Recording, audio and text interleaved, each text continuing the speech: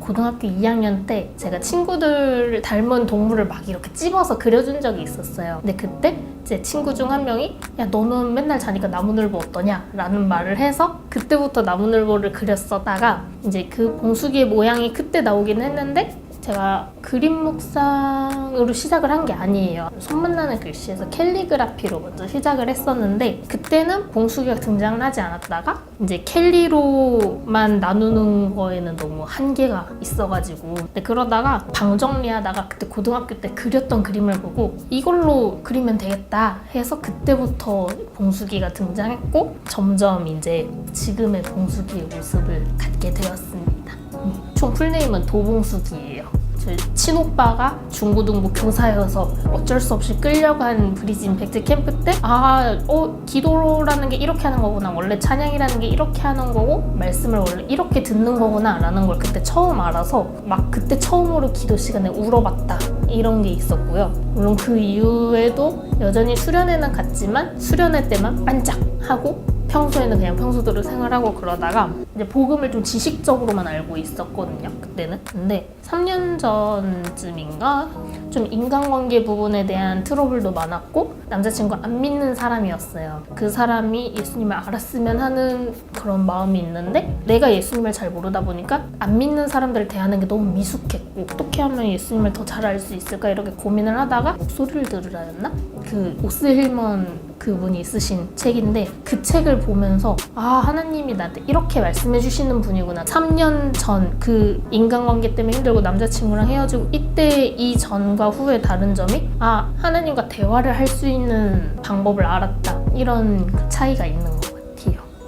예전에 같이 사역하던 곳에 간사님이 담비 너는 진짜 하나님이 있는 것처럼 기도하는 것 같다 라는 말을 많이 하셨어요. 기도하다가 막 실없는 얘기도 엄청 많이 하거든요. 또 예를 들면 주님 저 기도하고 있는데 자꾸 딴 생각이 듭니다 뭐 이런 거라던가 하나님 어떻게 할까요? 이런 식으로 진짜 실제 옆에 있는 인물과 대화하듯이 대화를 하는데 저는 막 뭐뭐 해주시옵시고 뭐뭐 하시옵시고 이런 기도를 잘 못해요. 너무 어색해서 그냥 일반적인 그 기도의 말투라고 해야 되나? 그런 걸로 하면 오히려 아무 생각이 없고 내가 진짜 하나님한테 편하게 말한다라는 생각이 들 때 하나님께서도 저한테 편하게 말을 해주신다라는 느낌이 들 때가 많아요. 제가 묵상 그리는 거 보시면 하나님도 되게 근엄하게 말하시지 않고 야 정신 좀 차려라 라던가 이런 식으로 많이 등장하시는 이유가 제가 먼저 편하게 예수님한테 말을 걸면은 예수님도 편하게 대화를 이어가 주신다 이런 느낌으로 대화를 먼저 시작하는 편이기는 해요.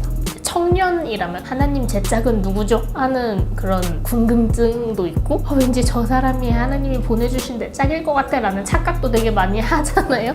그런 착각을 하는 때가 있었는데 아니다라는 마음을 확실하게 주셨어요. 기도를 해봤는데 아니다. 뭔가 확신도 주시지 않으셨고 아닌 것 같다라는 마음이 굉장히 셌었거든요. 아닌 것 같다라는 마음을 확실하게 주시는데도 불구하고 제가 나아갔을 때 하나님이 조금 순차적으로 응답을 해주시는 느낌이 있었어요. 처음에는 그냥 아니야 라고 저한테 말을 해주셨는데 제가 지금 콩깍지가 씹어서 아무것도 안 보이니까 주변 사람들을 쓰기 시작하신 거죠. 일단은 뭐 설교 말씀이라던가 설교 말씀에서도 우리가 하나님의 뜻과 우리의 마음을 섞지 않도록 조심해야 된다? 그래서 그때도 왜 이걸 지금 듣게 하시지? 라는 의문은 있었는데 그래도 그냥 다시 진행을 했어요. 이제 아는 언니, 제가 이제 좀 많이 물어보고 조언을 구하는 언니가 있는데 언니 제가 이분이 좋은데요. 어떻게 해야 될까요? 근데 뭔가 아니라는 마음을 많이 주시는데 이게 기도를 못하게 하려는 방해 공작인지 아니면 진짜 하나님의 음성인지 구별하는 지혜가 필요할 것 같다 라고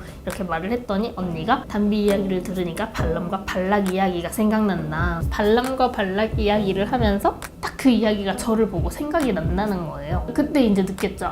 내가 지금 발람과 같은 짓을 하고 있구나. 근데 그럼에도 불구하고 저는 좀 친해지고 싶고 가까워지고 싶으니까 말을 걸고 번호를 물어봤는데 알고 보니까 이미 결혼을 하셨고 그때 이제 이게 하나님이 안 된다고 하시는 이유는 분명히 있고 차라리 안 된다라는 마음을 주셨을 때 방해 공작일 거야 이렇게 생각하지 말고 왜 아니라는 마음이 들게 해주셨을까를 구해보는 것도 그게 먼저 순서일 것 같다는 교훈을 얻은 일이었습니다.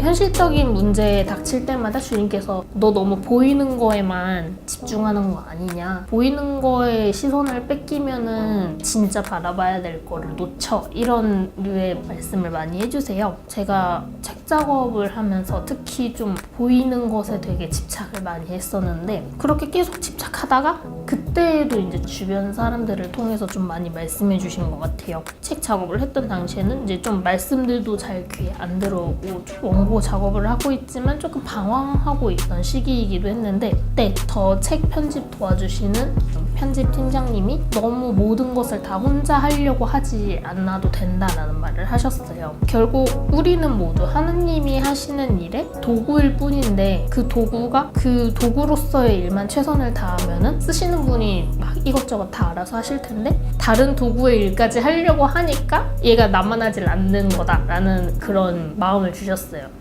팀장님의 말을 듣고 나서 저한테 주신 마음이 그거였는데, 생각해보니까 그게 맞는 거예요. 나는 내 일에만 집중해도 모자란 시기에, 주어진 일만 집중해야 하는 시기에 내가 자꾸 내 일이 아닌 다른 일까지 이렇게 하고 있으니까 정작 시작조차도 못하고 있는 그런 경우가 있는 것 같아서, 현실적인 문제로 고민하시는 분들이 있다면은 하나님께서 나에게 맡기지 않은 일까지 내가 걱정할 필요는 없다라는 생각을 좀 하셨으면 좋겠다는 마음이 있고요. 제가 현실적으로 막 학벌 없고 능력 없고 돈 없고 막 이런 고민을 하고 있었을 때, 하나님께서 진짜 이건 하나님께서 열어주셨다라는 생각이 들 수밖에 없는 길들을 계속 열어주셨던 것 같아요. 현실적인 나의 과거의 실수라던가 내 현재의 상태에 구애받지 않으시는 분이라는 생각을 좀 많이 했었던 것 같아요. 비전이 변질되지 않도록 언제나 나를 찾고 구하렴이라고 했었던 이유가, 제가 현실적인 고민을 할 때마다 일이 들어오기는 하거든요. 제가 자꾸 현실적으로 생각하니까 그 일을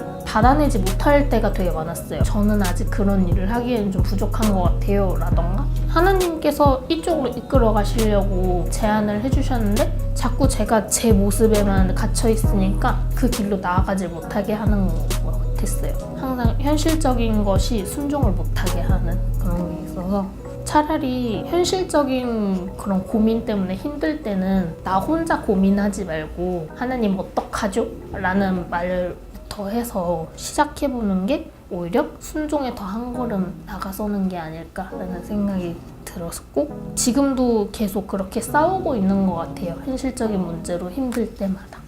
제가 기도하는 거를 되게 부끄러워하기도 하고, 제가 기도를 막 잘 못해요. 그래서 언제 한번 그런 기도를 한 적이 있었어요. 하나님, 제 기도는 왜 이렇게 멋이 안 날까요? 왜 이렇게 초딩 같고 유치하고 막 그럴까요? 그때 대답해 주신 게, 이것도 너와 나의 교제인데 이게 왜 예배가 아니냐? 그럼 그때부터 하나님의 부르심과 하나님과 나와 함께하는 거에 대한 생각을 많이 했어요. 하나님이 나를 어떤 곳에 부르시고 어떤 곳에 함께하게 하셨다는 거는 이미 그 길을 조금 앞서 가셔서 이미 준비를 다 해놓으신, 그러니까 그거죠. 여행을 갈 때 계획을 하나님이 다 짜놓은 거예요. 이때는 여길 가고, 만약에 비가 오면 이렇게 하고 막 이런 식으로 막 계획을 다 짜두신 거고, 나는 그냥 하나님의 여행 계획에 몸만 맡기고 가는 그런 그림을 좀 보여주신 적이 있는데, 여행을 갈 때도 이 사람이 좋아하는 거는 뭐 휴식이야, 이 사람이 좋아하는 거는 스포츠 쪽 하는 거야, 그 사람의 취향에 맞게 여행 코스가 다 달라지잖아요. 근데 저는 하나님, 제 코스는 제주도인데 왜 저는 부산이에요, 이런 식으로 좀 불평을 한 적이 있었는데, 내가 너와 가장 즐겁게 할 수 있는 루트가 이거기 때문에 내가 이렇게 계획을 짠 거고, 너는 그냥 나와 즐겁게 할 것만 생각하면 된다, 그런 마음을 주셔서 이 묵상을 그릴 때 살짝 그런 여정이라는 표현을 사용했던 것 같아요. 뭐 내가 너를 이곳에 부른 이유는 너만이 이 부름에 함께 할 수 있기 때문이다. 다른 사람의 길과 너의 길을 비교하지 말고, 내가 모든 사람의 길을 다 다르게 계획을 했으니까 굳이 너가 비교를 할 거면은 너가 이때까지 걸어온 길과 지금 너가 서 있는 길을 비교하면 될 거다라는 마음을 주셔가지고 그런 생각을 좀 많이 하고 있습니다.